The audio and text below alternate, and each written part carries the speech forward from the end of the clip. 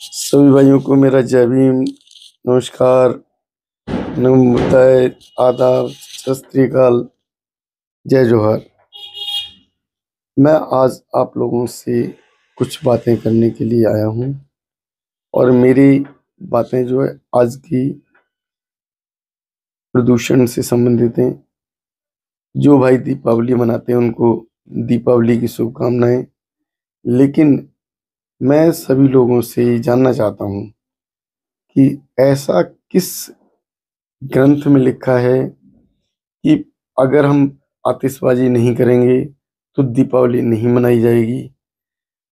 और जैसा कि अभी हम देखते हैं कि दीपावली से पहले का जो पॉल्यूशन है, उसका स्तर है, वो नॉर्मल रहता है। और जैसी दीपावली आती है, दशहरा आता है, और दशहरे के बाद जैसी दीपावली आती है, पॉल्यूशन का लेवल बहुत अधिक बढ़ जाता है। कुछ लोग कहते हैं कि जो है साल में एक बार का त्योहार है, ये मनाना है, तो एक ही बार तो मनाएंगे।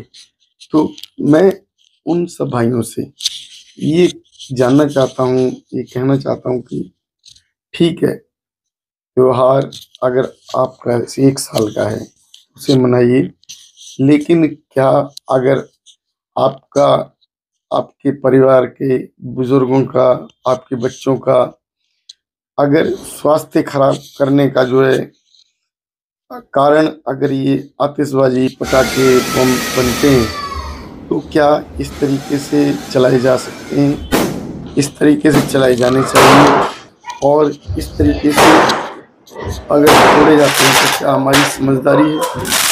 क्या हम अपने परिवार के बच्चों को, बुजुर्गों को इस तरीके से नुकसान पहुंचाने का काम नहीं कर रहे हैं? क्या अब कभी आपने सोचा है कि दीपावली के जाने के बाद कितनी बीमारियां लोगों को नई नई लग जाएंगी? दमे की, खांसी की, जुकाम होगा, और अ, कुछ बुजुर्ग तो दम दम घुटने के कारण मृत्यु हो जाएगी। तो मैं ऐसे भाइयों को ये कहना चाहता हूँ कि अगर आपको त्योहार मनाना है, ठीक है, त्योहार मनाइए। लेकिन त्योहार के साथ साथ इस तरीके से जो दीपावली मनाने का जो तरीका है, वो तरीका बदल दीजिए, जिससे कि आपके बुजुर्ग, आपके बड़े बूढ़े माँ बाप, आपके परिवार के दादा दादी, नाना नानी जो भी हैं, तो उनको कोई परेशानी ना हो, उन्हें परेशानी का सामना ना करना पड़े। मैं अ, अभी फील कर रहा हूँ, जब मैं इस समय जैसे मैंने जो है अपनी कॉलोनी के अंदर एंट्री की, मैं पीछे से तो देखता ही आया था, जगह जगह बुरा हाल था पटाखों से। लेकिन जैसे मैंने कॉलोनी के अंदर एंट्री की तो मुझे कॉलोनी के अंदर भी बुरा हाल दिखाई दिया। तो मैं ये जानना चाहता हूँ कि क्या हमारी सरकार अभी तक जो है कह रही थी कि हमने पटाखों पर रोक लगा दी है। अगर पटाखों पर सरकार ने रोक लगाई थी तो फैक्ट्रियों में पटाखे कहाँ से बने? ये बड़े बड़े बम कैसे बने? कहाँ से आए ये बम? और कहाँ से इस तरीके से बम खरीदने वाले लोग कहाँ से खरीद के लाए? सरकार ने रोक भी लगाई, विक्रेता पे भी रोक लगी, तो खरीदार के पास कहाँ से आई? अगर खरीदार के पास आए हैं तो कहीं ना कहीं किसी विक्रेता ने बेचे हैं, और विक्रेता ने बेचे हैं तो उसने अपने घरों में तो बनाए नहीं होंगे। ये बम किसी फैक्ट्री के अंदर बने हैं या किसी अनधिकृत व्यक्ति के द्वारा बनाए गए हैं। तो इस तरीके से जो बम बनाए गए हैं, उन फैक्ट्रियों पर क्या लगाम नहीं लगाने की जरूरत है? क्या ऐसे दुकानदारों पे लगाम लगाने की जरूरत नहीं है, जो कि वो इस तरीके से बम बना के उन्होंने प्रदूषण को एक नुकसान पहुंचाने का काम किया है? उन्होंने ऐसे बम बेचे हैं जिसके कारण हमारे आसपास का पूरा वातावरण पूरे प्रदूषित हो गया है, हवा हमारी जहरीली हो गई है। अभी हम आज के बाद सरकार को कोसने लगेंगे कि वायु प्रदूषित हो चुकी है, सरकार कुछ कर नहीं रही है, तो सरकार क्या करेगी जब हम ही समझदार नहीं हैं, हमारे अंदर समझ की कमी है, हम पटाखे फोड़ रहे हैं, बड़े बड़े बम फोड़ रहे हैं और उसका केवल फोड़ने का कारण दिखावा है। हम अपने आसपास के लोगों को दिखाना चाहते हैं कि हम कितने अपने आप में ठीक हैं। हम अपने आप को एक दिखावा करके दूसरों के सामने ऊंचा उठाने की कोशिश कर रहे हैं।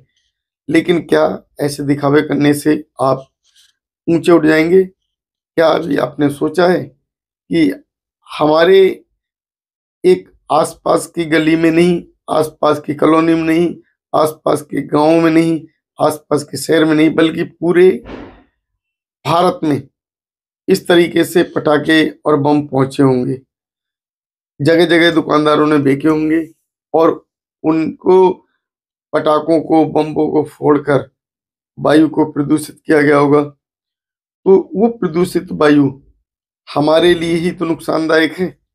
हम ये सोचने को क्यों नहीं तैयार हो रहे हैं कि ये जो वायु है ये हमारे लिए नुकसानदायक है, हमारे परिवार के और आसपास के सभी बुजुर्गों के लिए तो ये बहुत अधिक घातक है, उन्हें दमे की शिकायत हो जाएगी।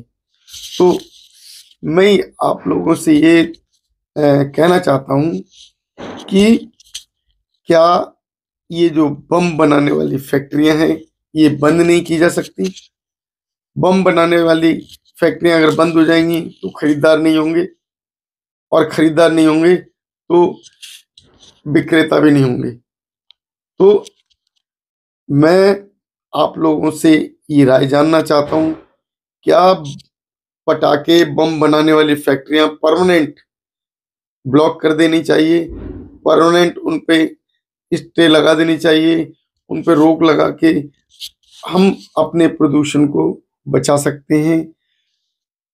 पूरी तरीके से हमारा आसपास का जो वातावरण है आज की डेट में प्रदूषित हो गया है। अब मैं बात करता हूँ दिल्ली की।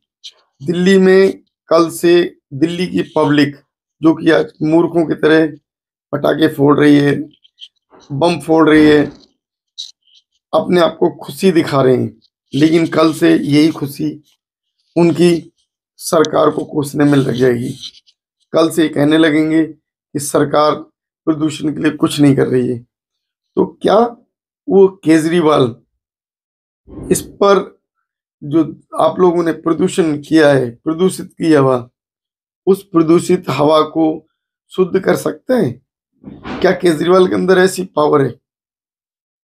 वो शक्ति तो हमारे अंदर है। अगर हम लोग इस तरीके से बम पटाखे ना फोड़ें तो जो हमारे आसपास प्रदूषण नहीं फैलेगा, हमारी वायु बची रहेगी और हम इस तरीके से वायु से प्रदूषित होने से बच जाएंगे।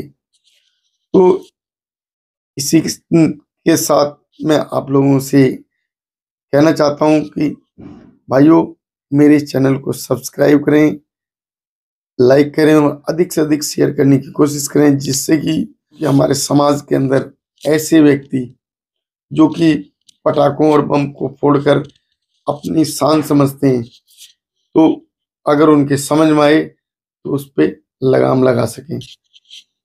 जय भीम, नमो बुद्धाय, आदाब, सत श्री अकाल, जय जोहार।